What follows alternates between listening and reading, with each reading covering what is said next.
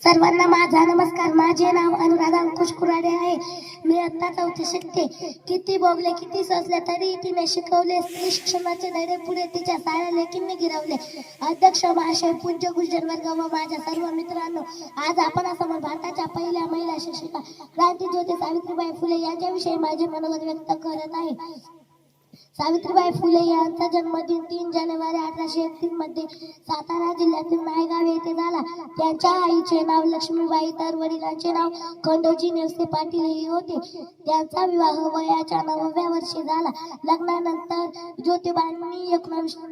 ज्योतिबांनी लिहायला वाचायला शिकवले. महात्मा व सावित्रीबाईंनी 1948 मध्ये पुण्यातील बुधवार पेठेत मुलींची पहिली शाळा काढली.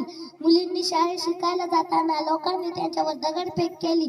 शेणही फेकून मारली तरीही त्या उमगल्या नाहीत. मुलींच्या शिक्षणात क्रांती घडवून आणली. ज्योतिरावांनी अनेक कार्यात या माऊलीने सहकार्य केले.